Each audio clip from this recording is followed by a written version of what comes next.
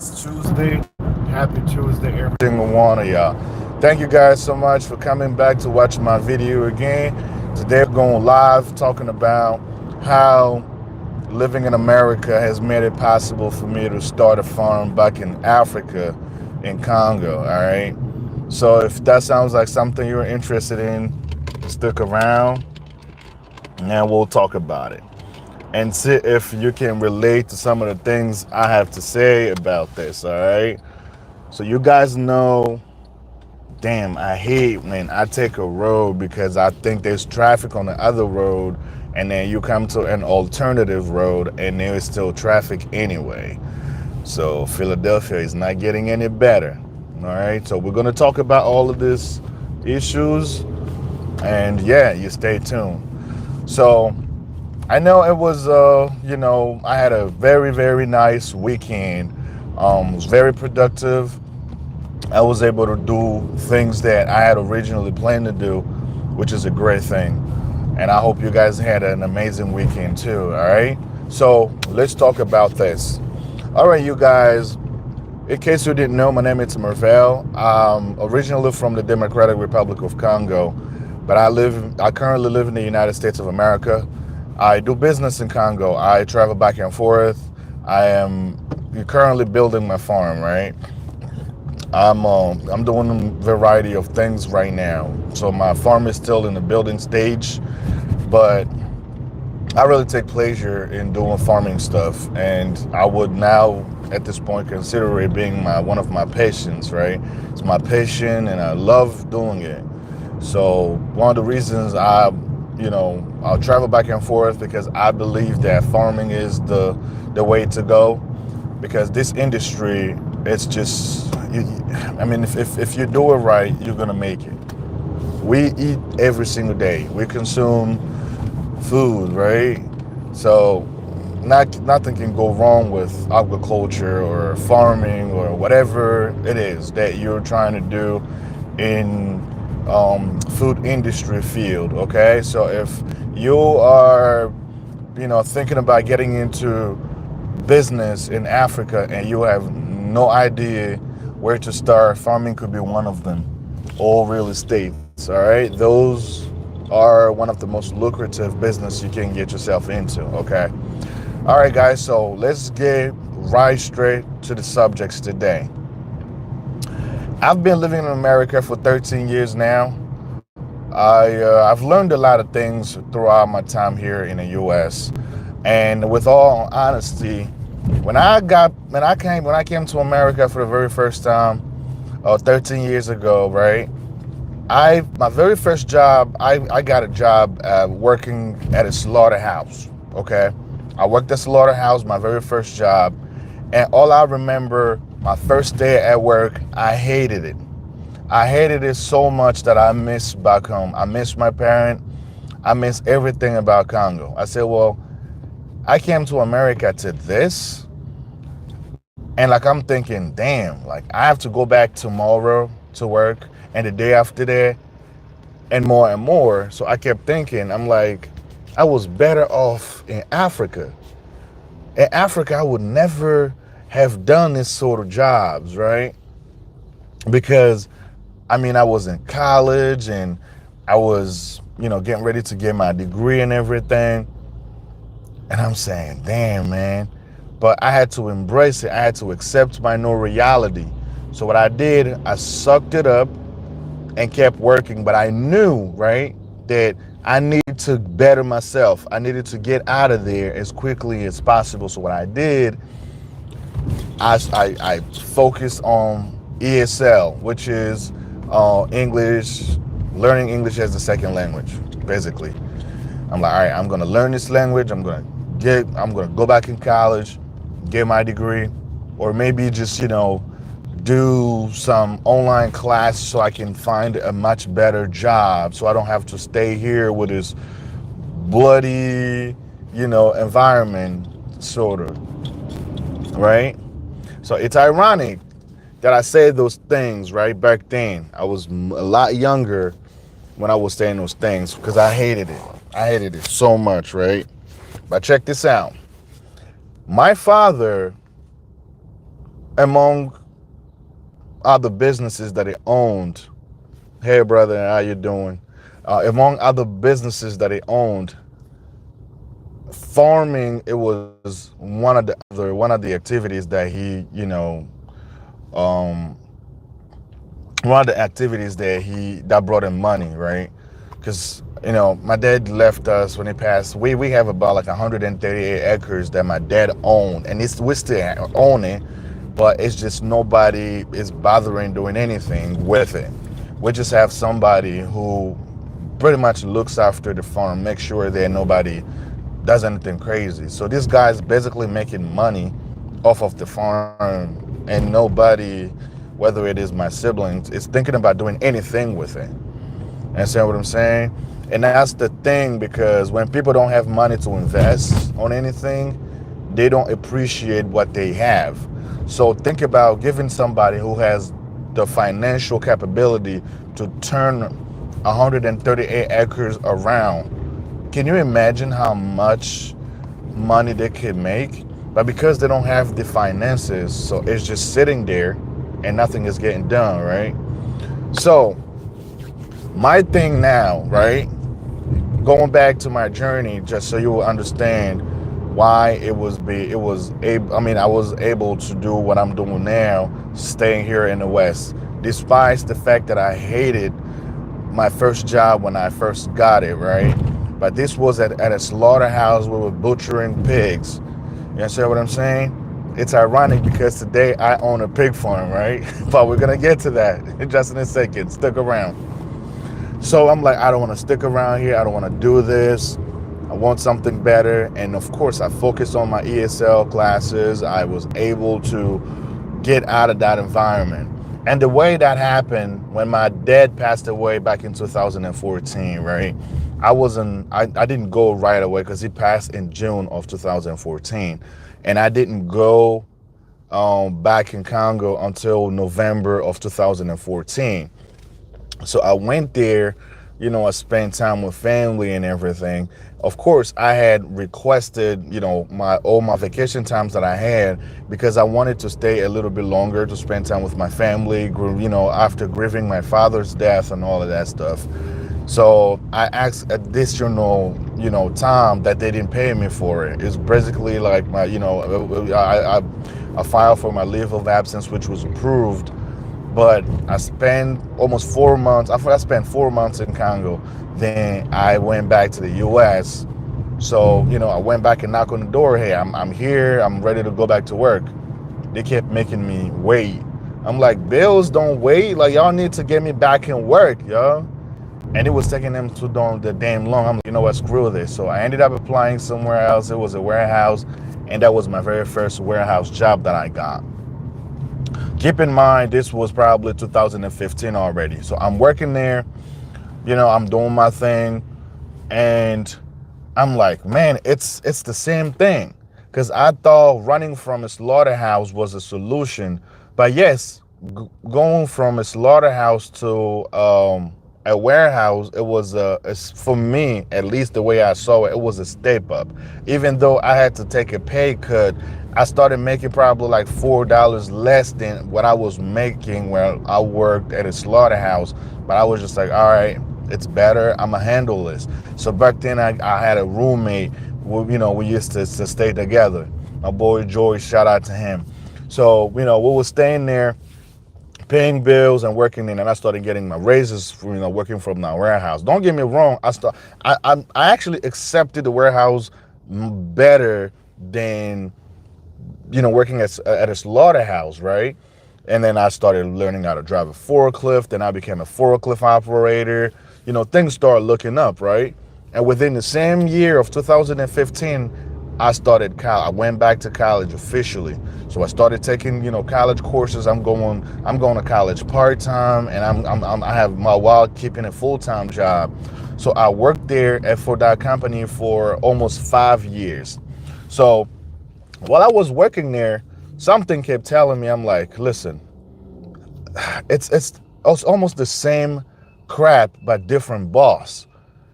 People bossing you around, telling you what you need to do, and like they're treating you the way you wouldn't really expects to be treated, but hey, it's a job, right? Sometimes you got to take the crap if you want to keep the job. Because, hey guys, do me a favor, hit the like button for the YouTube algorithm, and I would really appreciate it. Thank you very much. So I'm still working there, and I started thinking a little bit more. I'm like, no, I need to do something for myself, right? But I didn't know what it was. But I was convinced that I really wanted to do something for myself, so I don't have to respond to answer to somebody else. You understand what I'm saying? And at the same time, I'm thinking, I'm like, all right, I'm making money, but I still, whatever I'm making now is not enough to do whatever it is that I want to do outside of here. So which means I'm pretty much stuck here. So it started causing me stress, and I kept trying to figure out other ways to, you know, just get out of this, workforce here in America, right? Because it's like you're getting paid and you're paying bills, and by the time, when you get paid, by the time the week, by the end of the week, you almost run out of money, and you're waiting for the next week to kick in to get another paycheck, right? And that started affecting me a little bit more. I'm like, no, I can't keep doing this. I'm living paycheck to paycheck. And if this is the America that they advertise to us, and they ain't nothing like what I'm going through over here, I thought it would be better, right? And I'm like, damn, maybe I'll be better off for when I go home. But so this is the first motivation that really got me into, investing back in Africa. So I started doing my own research. And then looking back, I'm like, wait a minute, hold up. I used to raise chickens back in Congo when I was in middle school. And I remember selling one chicken for $5, and I started making all this money with the amount of chickens that I was, raising back in my parents' backyard, right?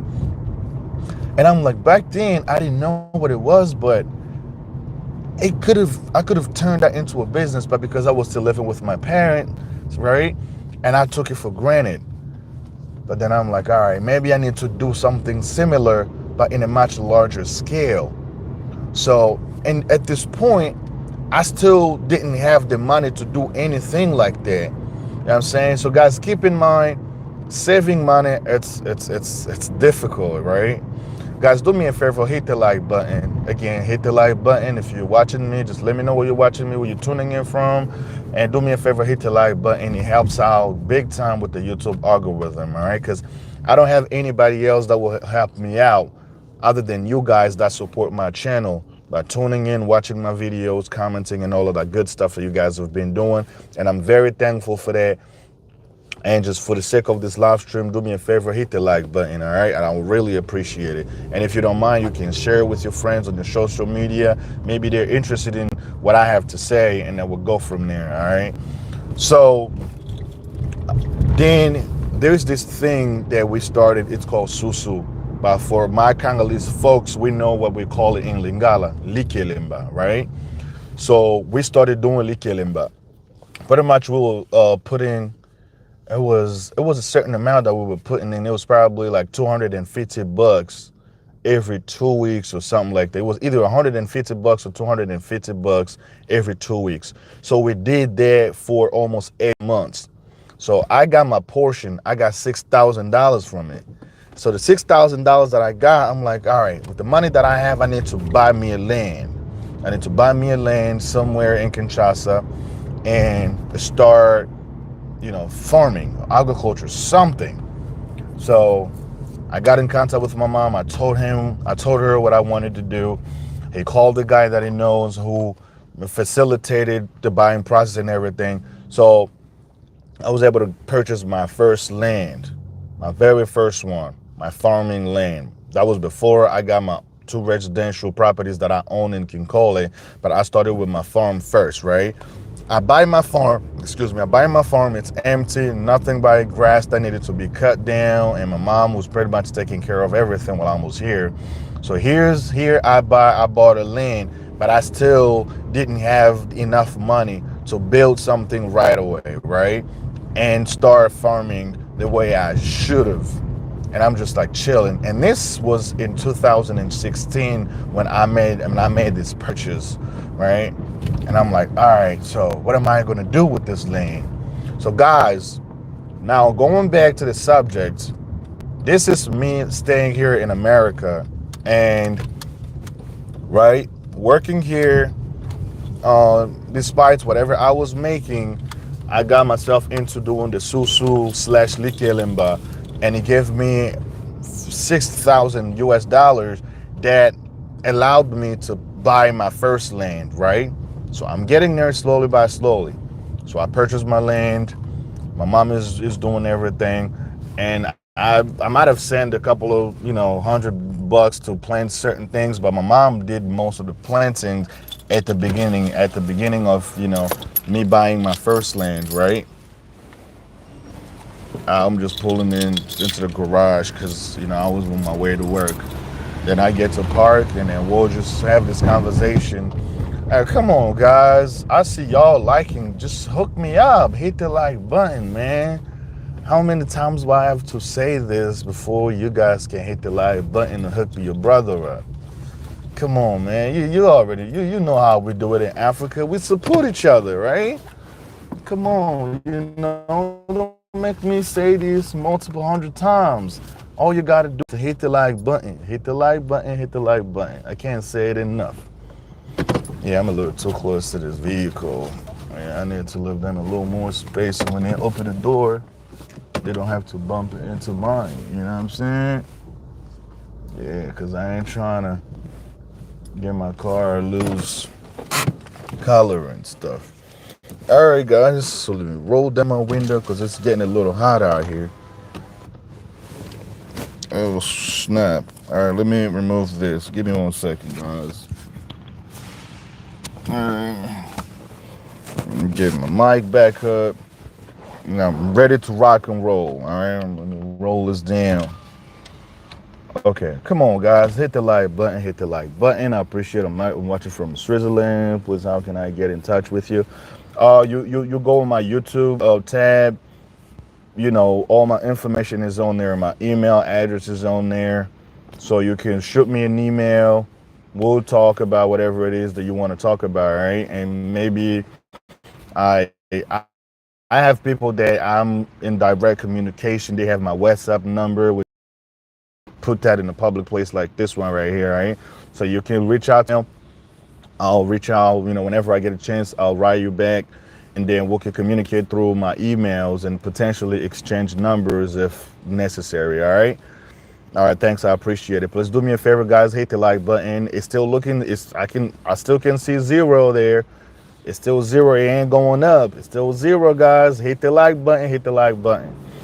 All right, you guys, so I purchased my very first land, okay? I got it. So just because I was working here in the US, I was able to save to Kilimba and save 6 grand. What's up, Todd? I'm chilling, brother. So I got my money. Then I bought my land, right? I get my land. It's there. So now I'm like, all right, so what am I gonna do with this? So, and I started researching, I'm watching videos and stuff, and I see how much money it would potentially cost me to build something on the farm. But I did know that I wanted to start animal raising, and I'm still trying to decide between, poultry farm. I know I'll still do poultry farming eventually, but I'm like, all right, should I do pig farming, goat farming right now, or whatever? But then I had settled with pig farming, right? I said, all right, pig farming, this is what I'm going to do. It's settled, but I'm still struggling with the money and everything. So guess what I did? I'm like, all right, the land is there. I made sure I spent money on the paperwork. So I made sure I secured my land. I got the paperwork that I needed. Everything is ready to go. So I'm golden, right? So it's just a matter of coming up with the money to start your investments, right? So at this point, remind you, I bought my land in 2016. Some of you may say, well, you got to say, but I wasn't making enough money back then. And you guys know saving money is very difficult, but by doing Likilimba, it made it possible for me to save as much money as I did to be able to purchase the 6 hectares that I personally own. So if you convert it to acres, for those of you that don't know, it's about 15 ish acres that I worth of land that I own so far back in Congo in my farm, right? So moving forward, I started developing other envy. I'm like, all right, I'm in college now, but I don't want to go to college for 4 years. And it was going to take me more than that because I wasn't a full-time student. I was a part-time student while working, keeping a full-time job. I'm like, I want to do something that's more practical, that I will be able to make a six-figure salary to allow me to do the things that I want to do in Congo, because no matter where I go, I don't like the workforce here in America. I want to be able to start my own thing back in Africa and just, roll with it. Because I didn't really want to stay here for that matter, right? Because I already knew, all right, moving from the butcher, the slaughterhouse to a warehouse, it was the same bullshit, just different boss. And I knew no matter how highly educated I become after getting my college degrees and everything, I was gonna get hired somewhere and probably still deal with nasty ass bosses anyway. I'm like, all right, I come from a family where my father was a businessman, my mother owned her own business besides being a nurse and everything. So I grew up with parents who were self-employed. My dad owned bars, hotels, clubs, and everything, including farms, right? And he was into real estate because we had properties where we had people renting from us. So I'm like, no, I'm gonna have to follow my father's I'm have to follow my father's steps. I mean, I can't just be working for people like that. Because plus, growing up, my father used to tell us that you're better off working for yourself, right? Making less money than making more money working for somebody else who pretty much dictate what your day should look like, and who have the ability to be like, okay, even if you lost your family member, but you're not going to go to the funeral until a certain time because we got a client coming in. You need to speak to the client first before you go to, you know how the kind of position they can put you in, and even, morally destruct you even further. So, and that resonated with me. It really dwelled in me. And I've always lived my life going back till today, thinking about the things that my father, peace to his soul, used to tell us all the time. And you see what I'm saying? Hey, LT. Our lieutenant just pulled in. I got time, guys. Don't worry. I got time with the talk. Yeah, I'm in Pennsylvania, brother. Yeah, I'm in Pennsylvania. Come on, guys. It's a lot of you on the chat now, but it's still zero. Guys, do me a favor. Hit the like button. Hit the like button for the YouTube algorithm. Now it's zero. YouTube is like, all right, nobody else want to see this video. Why should I share it for them? And the same. So you guys hook me up. YouTube sees it and it send it to more people. Thank you very much. I really appreciate it. It took me 100 times for one person to hit the like button, but it's more than one person in the chat though. I want the same numbers that are watching now, and I want the same number of likes. Thank you very much. You guys, I love you guys so much, and I know you show me a lot of love too, but let's just manifest it on this live stream so it goes a long way, all right? So, when that happened, right, I'm like, cool. I need to do something, pretty much. So then while I was in college, and this also influenced my decision to become a police officer today. I was taking this class back in college because I was a criminal justice major, by the way, and it was a motorcycle gang. It was a motorcycle gangs and organized crime class that I took. And the guy that taught the class is a police chief at a police department. It's called Slate Bell Police Department somewhere. And he worked for the FBI. It was a U.S. Marshal at one point. So, and then he ended up a police chief at the police departments where he works at. So the way he taught the class and he explained to it, and we had multiple conversations, and he told me a lot about law enforcement. And like, I had a very negative view of law enforcement in America with all the videos that we see on TV. You probably guys see the same video, but trust me, it's nothing like the real life of policing here in America. They say like one bad apple. Yeah, I get that, but trust me, when one police officer mess up, it becomes a nationwide responsibility. All police officers are looked at, funny or whatever, but I'm not trying to get into that. But long story short, I had developed, um, my desire to join a law enforcement from there. And I started doing my own research, and I came across this police academy.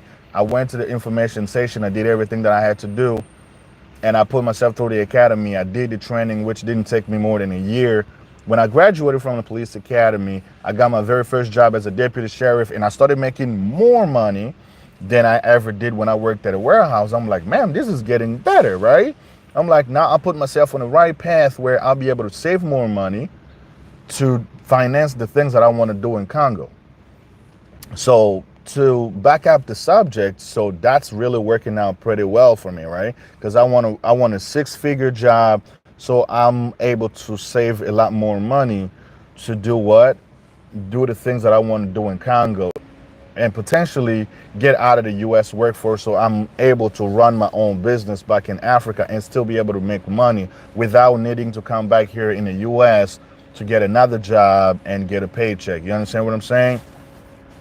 So I make okay money as a deputy sheriff, but I really started making a whole lot more when I was hired as a police officer, right? But that was still good. So remind you, 2020, COVID hit, and in 2019, I had already started planning my trip to Congo. I'm like, all right, I bought my land. No, I'm tripping. No, I bought my land in when did I buy my land again? Was it in 2016 or 2018? No, I think it was in 2016. Yeah, it was in 2016. I bought my land. Yeah, 2016. So it was almost 4 years later. I flew to Congo, and I was introduced to my piece of land, right? And you guys keep in mind, I didn't really have that much money to do anything. The only thing I had done when I went and visited in 2020 in June, right? It was in June of 2020. Then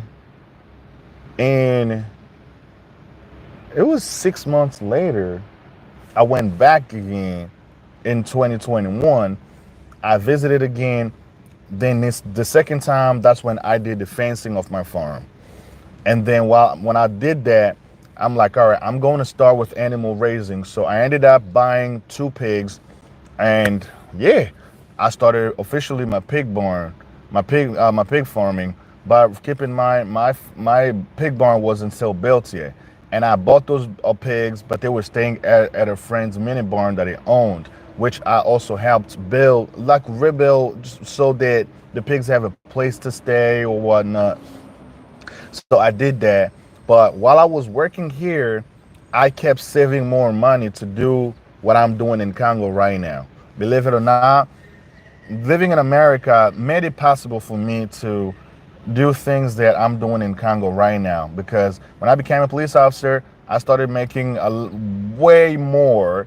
Then I'm like, hey, with all of this extra money that I have, I can't just keep the money laying around. I'm going to have to do something with it. And that's how I started building my pig barn, and the project was financed and it was complete. Now I'm almost done with my house that I'm building on the farm, just because of the money that I'm making here, working as a law enforcement officer, right? So I don't know what my financial would have looked like if I had stayed in Congo. There's no guarantee I would have found a job that paid as much as I'm making here in the US and be able to buy a farm and finances. Am I saying that all of my friends back home, they can't really do that? They probably can, depending on what they do for a living, right? Or how they use their brain. But what I'm making here, it's not like I'm making all of this money or whatever. Now, that's not the impression I'm trying to give you guys. But if I really wanted to live a lavish lifestyle here in America with the money that I make as a cop, I could.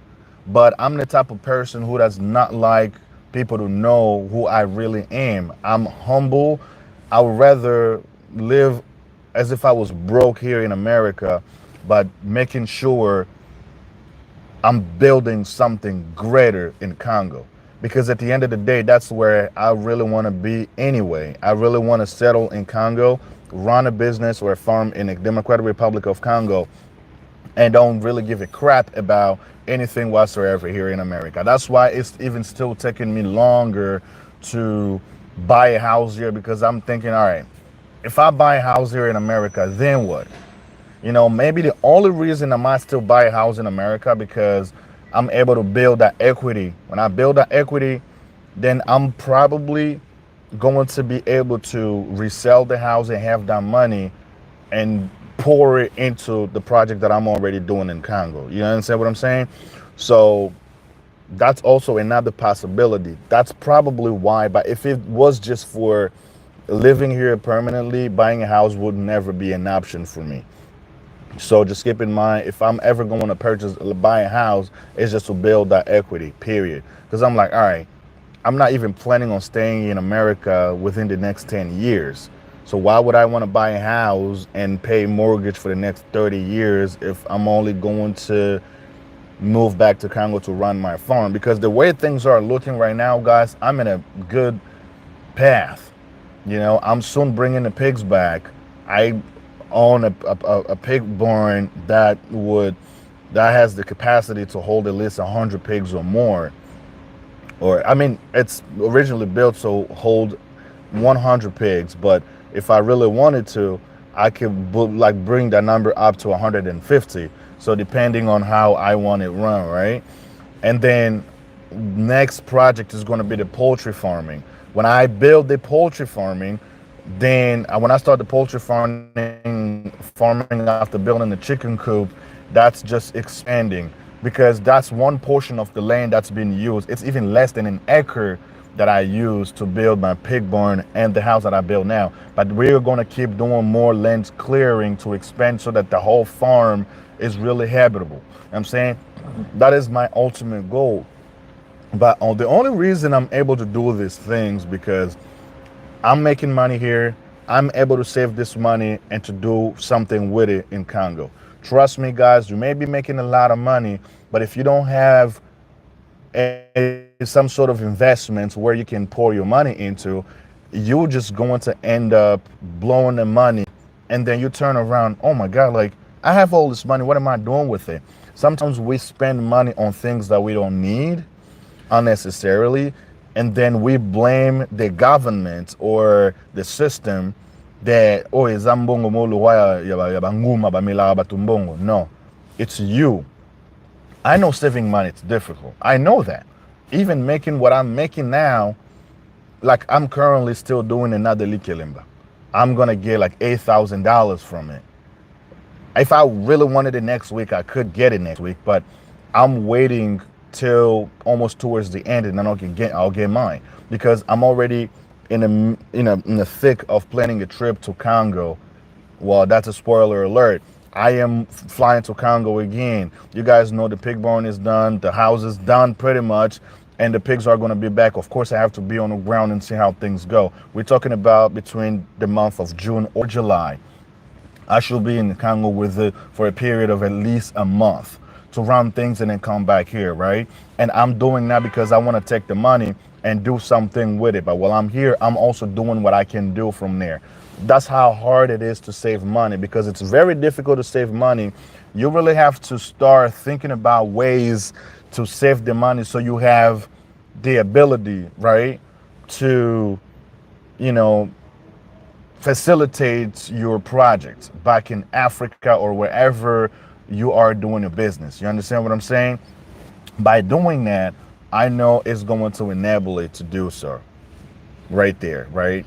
So guys, understand we can use the West in our advantage. The reason being, the currency is one of the most powerful in the world, even though it's crumbling, but it has not collapsed yet. So it's still one of the strongest currencies in the world. For those of you that are in Europe or in part of the world where their currency is the strongest, use that in your advantage, because it goes far in other countries, especially places that we come from. That's why I'm using it in my personal advantage. If I have to look into the investment that I have so far in Congo, the 2 residential properties that I own, my pig farm, my farm, as well as the barn that I built in it, and the house that I just built, I have somewhere near close to 75 grand or even 80 grand, because this property, prices increase. Right there, if I really wanted it, I could resell everything and I have that money right back into my bank account. But I wanted to multiply. I just don't want to, be stuck there. I wanted to go further than where I'm already is right now. And I'm nowhere near where I want to be, but I am much better than most people, because I have a lot of people who are planning on doing the exact same thing. They have not even started yet. They haven't even bought their first land yet. So that's how I know I am on the right path. And I need your support to get there. You guys, watch the videos, share them, let everybody know that there is a young Congolese doing these things. And I know if you are watching this video, it's either you already doing what I'm doing, or you planning on doing what I'm doing. It's one way or the other, right? So you can use the West in our advantage, man. We can use the West in our advantage, build, start businesses, establish ourselves, because most of us don't like staying here. So rather than talking about it, why can't we just start doing things to really prove that we don't want to stay here? I'm one prime example of that. I'm already doing it, and I'm going to keep doing it until I reach my goal, and then I can just sit down peacefully and say, I've made it, and I don't need to go back to America, because it's possible. I'm saying I'll come to America because now I got friends here, I can travel back and forth, but it ain't going to be a very permanent place for me, or a very permanent place of residence for me anymore. 5 or maybe up to 10 years from now, because I'm already working on it. All right, you guys, thank you guys so much for watching. I wish I could have taken this live stream a little longer, but I got to go and work, suit up, and ready to go on duty. So do me a favor, like the video and share with a friend, and come back to watch more videos. I got more videos that's going to drop really soon for you, to keep you guys updated on what's going on the farm, and what I've done with the house that I built there. If that's something that you will be interested in seeing, keep those alerts turned on, and I'll see you in the next video. Peace out. Happy Tuesday.